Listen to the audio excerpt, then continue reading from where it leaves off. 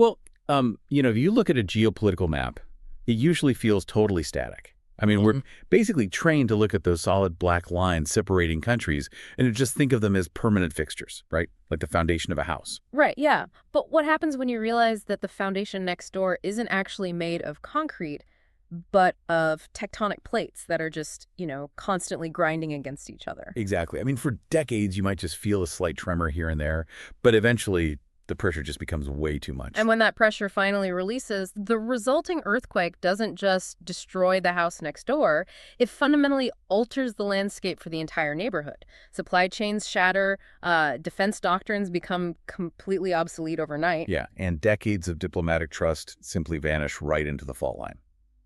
Okay, let's unpack this. Welcome to today's deep dive.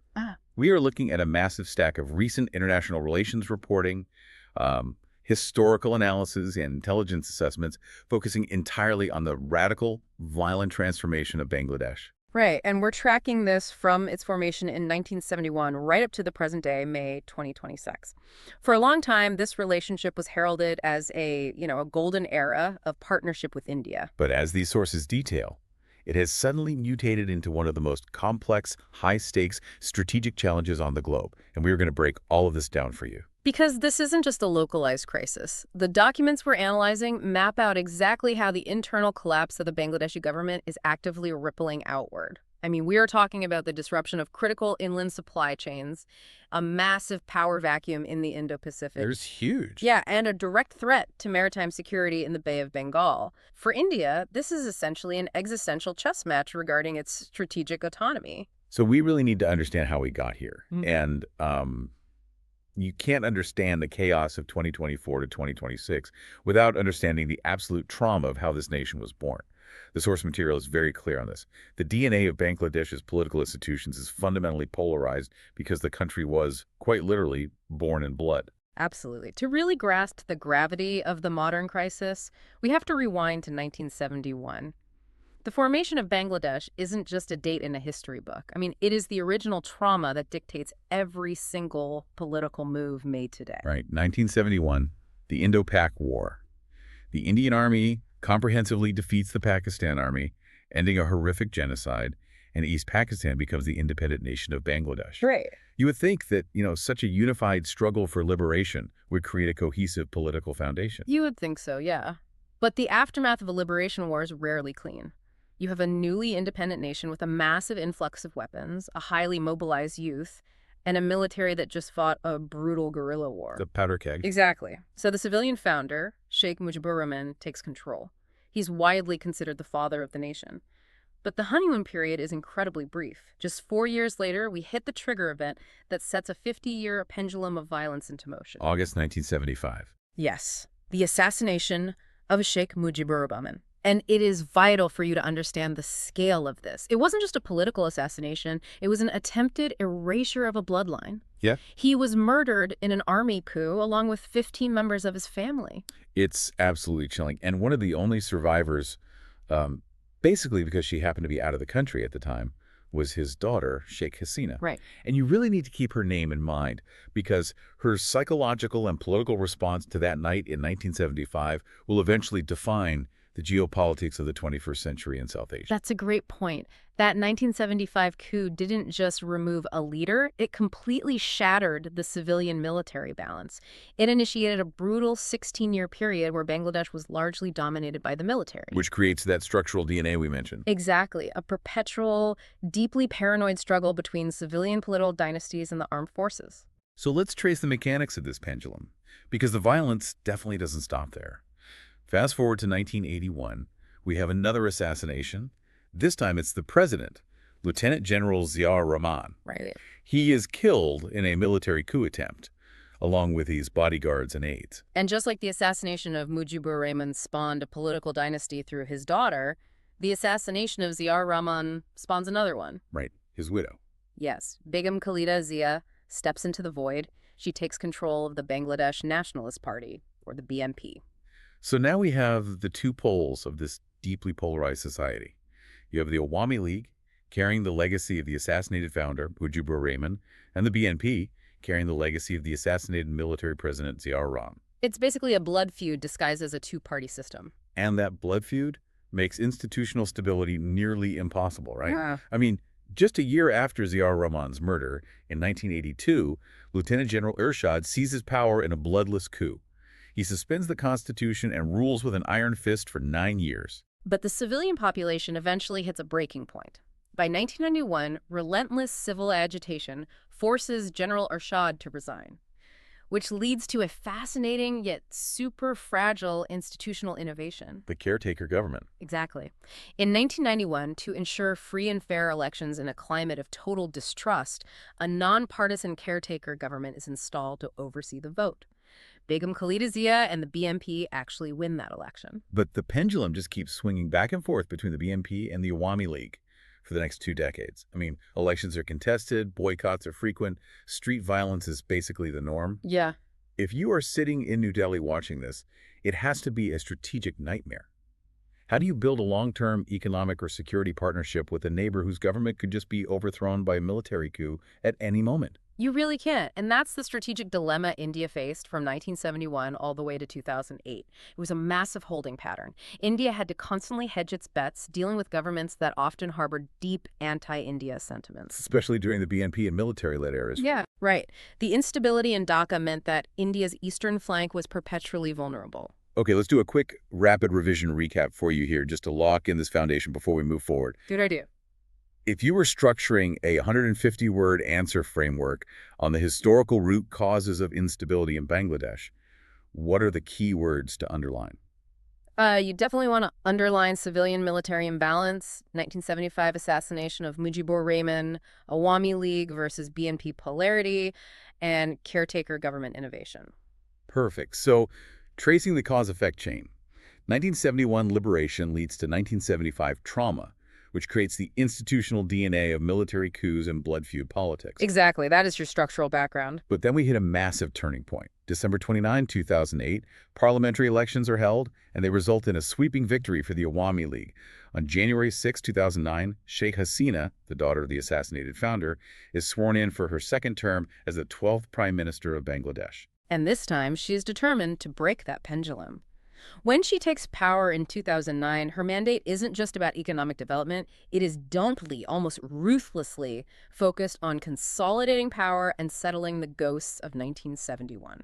Which brings us to a really intense phase outlined in the sources. Section 2, the war crimes reckoning between 2009 and 2014. Because Hasina doesn't just look forward, she immediately looks backward. She sets up the International Crimes Tribunal. Right. The stated objective of these tribunals was to try those accused of committing horrific atrocities like genocide, rape, looting, and arson during the 1971 Liberation War. But you have to look at the timing. I mean, why wait almost 4 decades to hold these trials? If the crimes happened in 1971, why are they suddenly the absolute center of the political universe in 2009? Because the targets of these tribunals were predominantly leaders of the Jamaat Islami. Yeah. Jamaat Islami is a hardline Islamist party that had historically aligned itself with the BNP, which is Hasina's primary political rival. During the 1971 war, Jamaat-e-Islami had actively opposed the independence of Bangladesh and collaborated with the Pakistani military. So by putting them on trial, Hasina was serving justice to war criminals, sure, but she was also systematically dismantling the political infrastructure of her opposition. Precisely. It was a masterclass in using judicial processes for political consolidation. And the domestic reaction was incredibly explosive. The tribunal starts handing down sentences. They give the death penalty to a former Jamaat-e-Islami leader, Maulana Abul Kalam Azad. They sentence another senior leader, Abdul Qadir Mullah, to life imprisonment for crimes against humanity. But here is where the grassroots societal fracture becomes super visible. Life imprisonment wasn't enough for a large segment of the population. In February 2013, we see a massive trigger event. The Shahbag Square protests. Yeah. The scale of this is just wild. You have tens of thousands of secular students, activists, and citizens flooding the center of Dhaka. And they aren't protesting against the government. They are demanding the government go further. They want the death penalty for Abdul Qadir Mullah, who the crowds are calling the Butcher of Mirpur. The stakeholders here are very sharply delineated, and they represent the core ideological split in Bangladesh. On one side of Shahbag Square, you have the secular pro-liberation forces and the ruling Awami League pushing for maximum punishment. Right. Opposing them, you have the Jamaat Islami and their allies, who view the trials as a politically motivated witch hunt. They retaliate by calling nationwide strikes, shutting down the economy, and clashing violently with police. It's a total pressure cooker. And Hasina's government uses this public momentum to shift the institutional and legal landscape completely. In August 2013, the Bangladesh High Court formally declares Jamaat-Islami illegal. Yes, they are barred from participating in any national elections. And by December 2013, Abdul Qadir Mullah is executed in Dhaka. The Awami League has effectively decapitated the leadership of the main Islamist political force in the country. Now, let's pivot to the geopolitical side of this, because while Dhaka is burning with these protests, New Delhi is watching very closely. Yeah, the sources note that India's official diplomatic stance was incredibly careful here. They backed the judicial process. The Indian Foreign Secretary actually visited in February 2013 and publicly commended Bangladesh for following rigorous legal procedures, maintaining that the trials and the Shahbag protests were purely an internal matter. Right. That is the public diplomatic language, internal matter. But if you look at the strategic logic beneath the surface, New Delhi support was rooted in a very tangible quid pro quo regarding national security. How so? While Hasina was eliminating the Islamist political factions that had historically been hostile to India, but more importantly, she was actively dismantling the anti-India militant networks operating inside Bangladesh. Okay, this is where we have to talk about India's northeast. Because for decades, the porous border between India and Bangladesh had been a safe haven for insurgent groups fighting against the Indian state. Exactly. Groups from Assam, Tripura, and Meghalaya would cross the border, set up training camps in the Bangladeshi jungles, and launch attacks into India.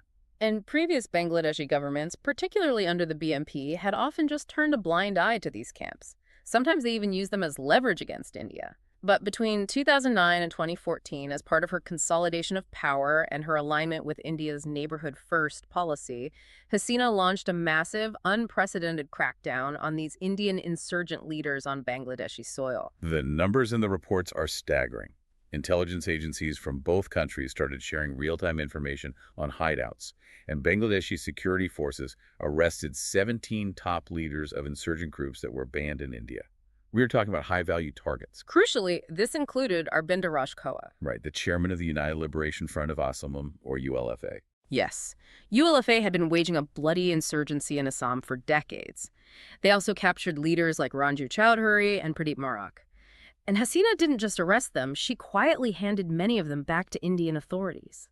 Handing over the chairman of ULFA is a massive display of strategic trust. I mean, and it wasn't just high-profile arrests. The sources detailed joint operations to stop the infiltration of foot soldiers and massive crackdowns on the smuggling of fake currency notes and weapons that were fueling the insurgencies.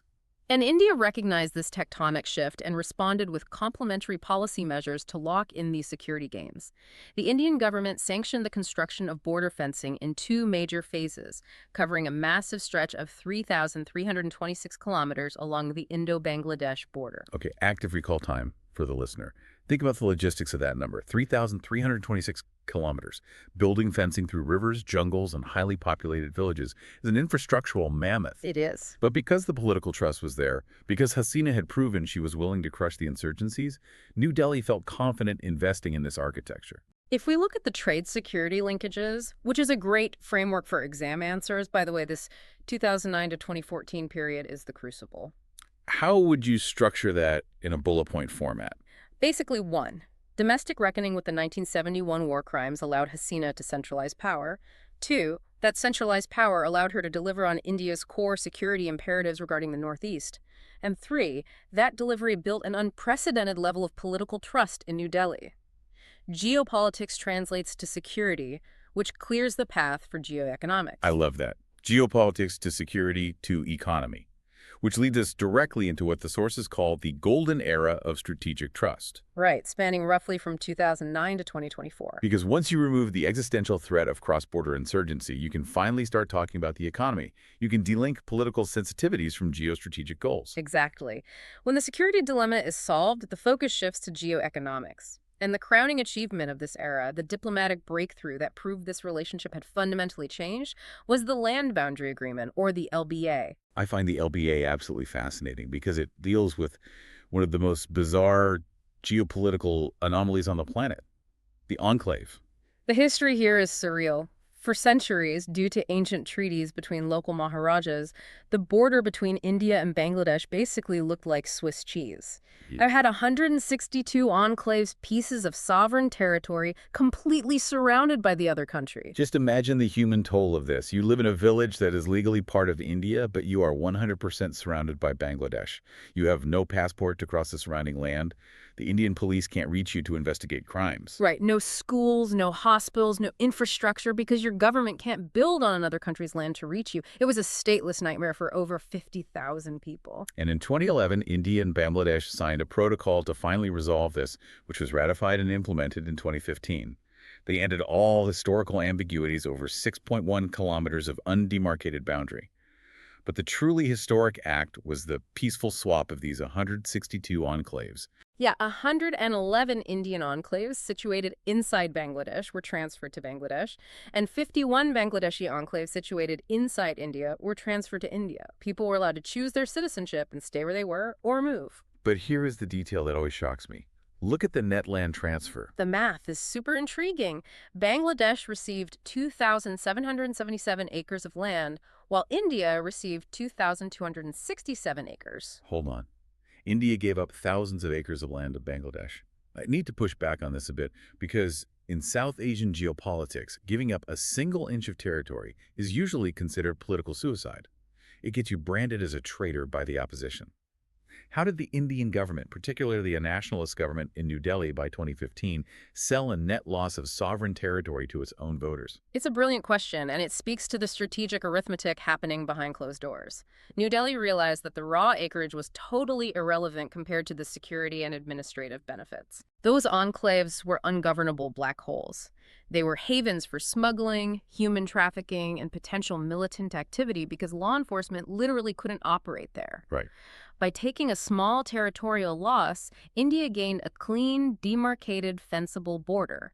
It was a masterstroke of long-term strategic thinking over short-term political posturing. It really is a model for peaceful dispute resolution, and once you have a clean border, you can build across it.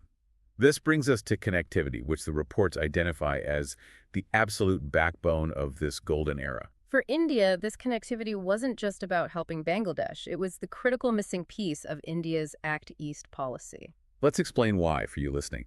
If you look at a map of India, the massive northeastern states, Assam, Tripura, Meghalaya, are connected to the rest of India by a tiny narrow strip of land called the Siliguri Corridor. Often referred to as the chicken's neck. Exactly. It is a logistical nightmare. Moving goods from Kolkata to Tripura by land takes days, navigating terrible mountain roads around Bangladesh. But if you can transit through Bangladesh, everything changes. And that is what this era achieved. First, they focused on rail. They restored the Haldebari-Chilahati rail link, which revived a historical route that had been dead since the 1965 Indo-Pak War. Then they moved to the rivers. The sources highlight the addendum to the Protocol on Inland Water Transit and Trade, the PIWTT. The PIWTT is essentially a treaty that turns the massive intertwined river systems of the Ganges and Brahmaputra deltas into a logistics superhighway. They operationalized new river routes, specifically the Sonamara-Dadkhandi inland water route. Right, so instead of putting trucks on congested, dangerous mountain passes, you can load massive barges in Kolkata and float them directly up the rivers into the northeast. But the true game changer, the maritime breakthrough, was port access. Yes. Bangladesh granted India transshipment rights via its two major seaports, Chattogram and Mongla. The impact of this cannot be overstated. The sources state that utilizing Chattogram and Mongla ports reduced the travel time and transportation costs for goods reaching India's northeast by up to 80%. 80% is massive. It fundamentally altered the economic geography of the region. They identified 8 multimodal transit routes connecting these Bangladeshi ports directly to the landlocked Indian and northeastern states. Suddenly, Tripura isn't an isolated frontier, it's a bustling transit hub. And the ambition didn't stop there. They made significant progress on the BBIN Motor Vehicles Agreement. That's the Bangladesh, Bhutan, India, Nepal agreement. Right. The goal is seamless road transport integration. A truck loaded in Nepal could drive through India straight into Bangladesh and offload at the Chattogram port without having to reload at every single border checkpoint. Bangladesh even began showing interest in joining the India-Myanmar-Thailand Trilateral Highway.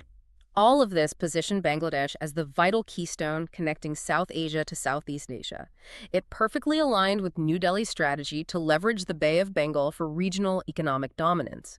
Furthermore, it tied deeply into energy security. India began exporting electricity to Bangladesh, integrating their power grids and creating massive interdependencies. It sounds like a diplomatic utopia. But of course, geopolitics is never that clean. Even in a golden era, the sources note some massive unresolved irritants. And in South Asia, the biggest irritant is always water. Absolutely. You can draw a line on a map and build a fence to separate land, but rivers do not respect sovereignty. They flow where gravity dictates. And the river politics between India and Bangladesh are highly volatile. The most prominent example in the text is the Teesta water dispute. Yeah, the Teesta River flows from the Indian state of Sikkim through West Bengal and down into the northern districts of Bangladesh. For Bangladesh, this river is a matter of life and death for their dry season agriculture. Millions of farmers rely on it. So why couldn't Hasina in New Delhi, who just peacefully swapped 162 enclaves, sign a deal on the Teesta? Because of India's federal structure, under the Indian constitution, water is largely a state subject. And the state government of West Bengal, led by Chief Minister Mamata Banerjee, vehemently opposed any treaty that would guarantee a specific flow of water to Bangladesh during the dry months. Arguing that West Bengal's own farmers needed it, right? Exactly. Despite the central government in New Delhi wanting to sign the treaty to reward Hasina for her security cooperation, they were completely paralyzed by domestic state politics. It's a fascinating bottleneck. New Delhi has the geopolitical will, but local state politics act as a veto. And while the Teesta is a stalemate, there is a much larger ticking clock mentioned in the reports, the Farakka Barrage. Oh, the Farakka Barrage. It's a massive dam built by India on the Ganges River just before it enters Bangladesh. In 1996, the two countries signed a historic 30-year Ganges water-sharing treaty to regulate how much water is released to Bangladesh. For decades, it has functioned relatively smoothly, but do the math. 1996 plus 30 years, that treaty is up for renegotiation right now in 2026. And as we will see, negotiating a life-or-death water treaty requires immense political trust. Trust that, by 2026, has completely evaporated. Which brings us crashing into the tragedy of this deep dive. Section 4 of our analysis, the 2024 rupture. Just when the economic integration seemed irreversible, domestic policy inside Bangladesh ignited a firestorm that brought the golden era to a screeching halt. Right. To understand how a 15-year geopolitical alliance collapsed in a matter of weeks, we have to look at the intersection of domestic socioeconomics and that deeply entrenched political history we discussed earlier. So what's the root cause here? The primary catalyst, according to the sources, was immense frustration over a public sector quota system. Yes. For years, the Bangladeshi government had reserved a massive portion of highly coveted government jobs, up to 30% for specific groups. And the most controversial of these reservations was for the descendants of the 1971 Liberation War veterans. Okay, let's unpack this mechanism. I understand honoring veterans, but we are talking about 2024 here. The veterans are grandfathers now. Why would preserving jobs for their grandchildren spark a revolution? You have to look at the demographic reality of Bangladesh. Beneath the macroeconomic numbers praising the golden era GDP growth, you had massive youth unemployment. You have millions of university graduates competing for a tiny handful of stable, well-paying government jobs. So if you're a 22-year-old student who studied day and night, and you see 30% of the jobs automatically walled off for someone just because their grandfather fought in a war 50 years ago, that feels fundamentally rigged. Exactly. The students demanded a merit-based system. But remember the historical context. The ruling Awami League's entire political identity is tied to leading the 1971 liberation. Right. For Sheikh Hasina, the quota for veterans' families wasn't just a policy. It was a mechanism to reward her loyalist base and maintain the legacy of her assassinated father. It's a complete collision course. In 2023 and early 2024, these student protests erupt. And what starts as peaceful demonstrations on university campuses rapidly mutates into massive widespread violence. And why does it turn violent so quickly? Because Bangladesh's political culture is essentially a zero-sum street fight. The opposition BNP and Jamaat Islami see the students' genuine economic frustration and immediately co-opt it to attack the government. And in response, Sina doesn't negotiate, right? She deploys the police and the student wing of her own party to crush the protests violently. It's the pressure cooker analogy again. By outlawing the Jamaat-Islami, by jailing BNP leaders, Hasina had essentially welded the release valve of the political pressure cooker shut for 15 years. When the youth unemployment pressure spiked, the entire vessel exploded. The violence spirals totally out of control. Hundreds are killed in street clashes. And the ultimate result of this trigger event is the unthinkable. In August 2024, the military steps in, Sheikh Hasina is forced to resign and flee the country, and her 15-year government collapses overnight. It's an incredible, tragic, historical full circle. The very veterans who fought the 1971 War of Formation were granted job quotas. Decades later, those exact quotas sparked the protests that led directly to the collapse of the government that had championed the 1971 legacy. And she is replaced by a new interim government, led by the Nobel laureate Muhammad Yunus. But the cause and effect chain here is critical for strategic analysis. Right, because this is where a domestic crisis mutates into a geopolitical disaster for India. Exactly. The protests began as an anti-quota movement. It escalated into an anti-Hasina, anti-establishment movement. But because India had so publicly and so deeply aligned itself with Sheikh Hasina over the past 15 years, backing her through controversial elections to secure their own borders, the rage of the streets quickly morphed into a virulent anti-India movement. Because if you are an angry student in Dhaka who just saw your friends killed by Hasina's police, you aren't just angry at Hasina, you're angry at the country that funded, supported, and legitimized her. India basically became collateral damage to Hasina's domestic authoritarianism. Let's do a quick structural recap here for your exam prep. How do we connect this domestic impact to the geopolitical shift? Great. Start with root cause. Youth unemployment and the 30% veteran quota. Trigger event. 2024 violent street protests. Domestic impact. Collapse of the Awami League government and Hasina fleeing in August 2024. Geopolitical impact. The anti-establishment sentiment translates directly into an anti-India policy shift by the new Yunus interim government. Perfect. Which leads us to the immediate, terrifying aftermath. Section 5, the strategic reversal and the return of insurgency covering late 2024 to 2026. Because with Hasina ousted, the Yunus-led interim government didn't just take power, they immediately began dismantling the architecture of the Golden Era. We see a rapid systematic rollback of policy measures. The connectivity treaties that India relied on for its Act East policy were suddenly in the crosshairs. The sources list the casualties, and it's basically a bloodbath for supply chains. The Tripura-Chattogram and Sylhet-Silchar rail links suspended. The Ashuganj-Agartala corridor halted. Even deep energy integrations were targeted. The massive Adani power import deals, which were crucial for both nations' energy security grids, were subjected to aggressive review. Wow. And those vital river water sharing negotiations we mentioned for the Kushiara and the Teesta rivers completely stalled. Cross-border economic zones like Mirsarai and Mangla were essentially abandoned. So economic implications are severe, basically plunging the region's logistics back to the 2000s. But the security implications detailed in the intelligence reports are the stuff of nightmares for New Delhi. Yeah, the interim government initiated a profound ideological realignment. To appease the streets and consolidate their new power base, they began easing restrictions on the very parties Hasina had crushed, the BNP and the Jamaat-Islami. And it goes further than just unbanning political parties. The sources note a terrifying detail.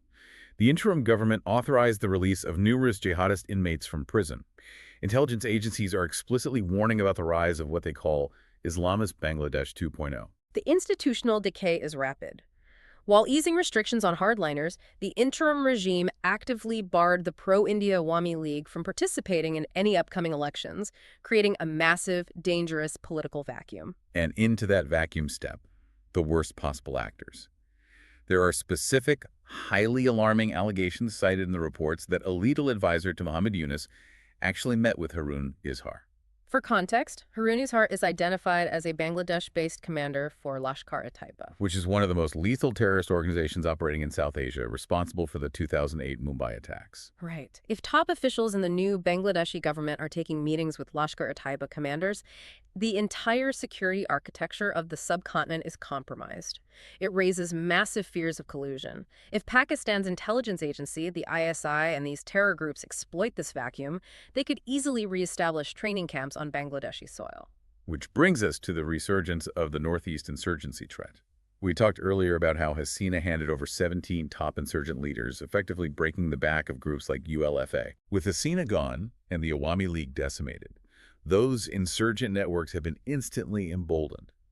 The reports specifically highlight the renewed threat from ULFA and the NSCNA, a major Naga insurgent group. They just thrive in this kind of chaos. This creates an incredibly high risk of cross-border terrorism and illegal migration, particularly into the bordering Indian states of Assam, Tripura, and West Bengal. Think about the 3,326 kilometers of border fencing India built. A fence is only effective if the government on the other side is willing to police it. If the Bangladeshi border guards are ordered to look the other way, that multi-billion-dollar fence becomes practically useless. It's the perfect analogy. India spent 15 years and billions of dollars building this massive, intricate fire break to protect its northeast. Right. And the moment the Yunus government takes over, they walk right up to the fence line and start planting dry brush. They're actively inviting the fire back in. It is a profound strategic vulnerability. But nature abhors a power vacuum. If India is being systematically pushed out of Bangladesh politically, economically, and militarily, who is rushing in to fill the void? That brings us to the most dangerous section of the analysis, the geopolitical vice. Because while New Delhi is scrambling to secure its borders, Beijing and Islamabad are aggressively moving in. Let's look at the China strategy first, because it is swift and decisive. In early 2025, just months after taking power, Mohammad Yunus leads an unprecedented state visit to China. And the diplomatic slap in the face here is crucial. He bypassed India entirely to do this. The traditional protocol for a new Bangladeshi leader is to visit New Delhi first. By skipping India and flying straight to Beijing, Yunus was signaling a massive geopolitical pivot. The economic implications of that Beijing visit are staggering. He didn't just go for a photo op. He secured multiple massive Chinese deals, including infrastructure loans and trade concessions. But the most critical detail in the source material is that China committed roughly $400 million to modernize the Mongla port. Mongla port. We just talked about Mongla. Exactly. During the Golden Era, Mongla was the port that India was given access to, which helped cut travel time to the northeast by 80%. And now, suddenly, Chinese money is pouring into it to modernize its deep-water capabilities. This isn't just about trade, it's about naval dominance. By controlling or heavily influencing the infrastructure at Mongla, Beijing gains a direct, permanent foothold in the upper Bay of Bengal. Why does that specific body of water matter so much to China? Because of the Strait of Malacca. It's the narrow waterway between Malaysia and Indonesia, through which a massive percentage of China's energy imports must pass. China has always feared that in a conflict, the Indian Navy, which dominates the Bay of Bengal, could blockade the strait and choke off China's oil supply. Oh, the famous Malacca dilemma. Precisely. By establishing a presence at Mongla Port, the People's Liberation Army Navy, the PLA Navy, can potentially station surveillance assets, or eventually warships, dangerously close to the Strait of Malacca. This bypasses India's traditional maritime dominance. It fundamentally threatens India's maritime security. So China is moving in economically and militarily from the east. But the vice has two jaws. The reports show that Pakistan is moving in diplomatically from the west. Yes. The ideological realignment of the Yunus government allowed Dhaka to resume direct trade and foreign office operations with Islamabad. This is historic. They hadn't engaged at this level for 15 years under Hasina. They're even holding military cooperation talks. We need to analyze the strategic terminology being used in the wake of this Sino-Pakistani pivot to truly understand the threat level. The source documents quote a senior Bangladeshi functionary making a highly provocative public statement. He referred to India's northeastern states as landlocked and positioned Bangladesh as the guardian of the ocean for those states. Guardian of the ocean, that is a massive, arrogant flex. It is deeply calculated rhetoric. By calling the Northeast landlocked, Dhaka is reminding India that they hold the keys to the logistics routes. By calling themselves the guardian of the ocean, they are asserting a capability and a willingness to restrict India's maritime access if New Delhi doesn't comply with their demands. It perfectly mirrors China's strategy. Analysts in these reports are warning that this creates the ultimate nightmare scenario for New Delhi military planners. You have coordinated pressure from Pakistan on the western border, China on the northern border, and now a hostile, radicalized Bangladesh acting as a complementary force in the east and the sea. It's a literal three-front encirclement. So the question becomes, how does New Delhi react when a 15-year alliance evaporates and is replaced by a three-front vice? They can't afford to panic. They have to pivot. Which leads us to India's balancing strategy and regional realignment. If the bilateral relationship is broken, the administrative state has to deploy new levers. The response outlined in the intelligence briefs is multi-layered. focusing on immediate border hardening, aggressive supply chain diversification, and broader multilateral realignment. Let's start with the immediate perimeter. The borders with Bangladesh and, crucially, with Myanmar have been placed on extreme high alert. India is not waiting for the ULFA and NSC and IM camps to rebuild. They are accelerating the completion of any remaining border fencing, deploying advanced drone surveillance, and deepening intelligence sharing protocols internally to preempt any infiltration by those emboldened insurgent groups. But securing the border means closing the gates. If you close the gates, how do you feed and fuel the Northeast? This is where supply chain diversification kicks in. Because Bangladesh is backsliding on the transit treaties, India is actively seeking alternative routes that bypass Bangladeshi territory entirely. They are accelerating the development of the India-Myanmar-Thailand trilateral highway to move goods by land to Southeast Asia. They are also utilizing direct sea routes from Kolkata to ports in Malaysia and Singapore, accepting higher transport costs in exchange for logistical security. Right. And institutionally, India's diplomatic response is a masterclass in leveraging partnerships. They are actively pausing joint bilateral projects with Dhaka, essentially freezing the economic incentives. Instead, they are leaning heavily into multilateral groupings to shore up the balance of power in Asia. We are talking about deep, accelerated engagement with the Quad. That's the strategic security dialogue between India, the U.S., Japan, and Australia. Yes, they are pushing for a stronger Japan-Australia axis to counter Chinese influence in the Indo-Pacific. They are also boosting diplomatic and security ties with Sri Lanka and the Maldives. This is to ensure that China's string of pearls strategy, which is basically building ports around India to encircle it, cannot fully close the loop in the Indian Ocean. Exactly. And domestically, India is applying its overarching philosophy of Atmanirbhar Bharat, which translates to self-reliant India directly to its border resilience strategy. Wait, how does economic self-reliance translate to border security? By removing the vulnerabilities that insurgents exploit. The central government is surging massive socioeconomic and infrastructure investments directly into the northeastern states. Ah, I see. If Tripura and Assam have robust local economies, modern infrastructure, and high employment, the youth there are far less likely to be seduced by the revisionist narratives and recruitment drives coming across the border from Bangladeshi insurgent camps. Economic prosperity is a counterinsurgency weapon. That's brilliant. Exactly. But geopolitically, the most profound shift is in the water. Maritime security in the Bay of Bengal has become the new absolute center of gravity for Indian defense planning. Primarily because of the Chinese money at Mongol port. Right. With the PLA Navy potentially gaining a foothold just hundreds of miles from Kolkata, India must exponentially expand its naval patrols. They are seeking more frequent port calls and joint naval exercises with friendly littoral states, pushing for much greater India-Asian maritime cooperation. And the sources emphasize that consolidating BIMSTEC is non-negotiable here. BIMSTEC, the Bay of Bengal Initiative for Multisectoral, Technical, and Economic Cooperation. With the South Asian Association for Regional Cooperation, or SAARC, essentially paralyzed by India-Pakistan tensions, India is using BIMSTEC as the primary vehicle to bind the Bay of Bengal nations together economically. Intentionally isolating Bangladesh if Dhaka chooses to fully align with Beijing. Exactly. India is ensuring that if Bangladesh creates a strategic vacuum, India fills it with its allies before China can fully weaponize it. It is a massive, incredibly complex recalibration of power. Which brings us right up to the edge of the present day. We are in May 2026. The geopolitical pieces have all moved. So what just happened on the ground? We need to look at the immediate fallout of two major political milestones that occurred just before this report was published. Okay, the first date, December 30, 2025, the death of the former Prime Minister, Begum Khaleda Zia, at the age of 80. Remember, we introduced her at the very beginning of this deep dive. She was the widow of the assassinated military president Ziaur Rahman, and she became the head of the BNP, ruling the country multiple times. Her passing marks the end of a personal era, but tragically for the stability of the region, it does not mark the end of the dynasty. Following her death, her son, Tariq Rahman, has formally taken over the absolute leadership of the BNP. And that leads us to the second date, February 12, 2026. General elections were finally held under the Yunus interim constitution, just ahead of Ramadan.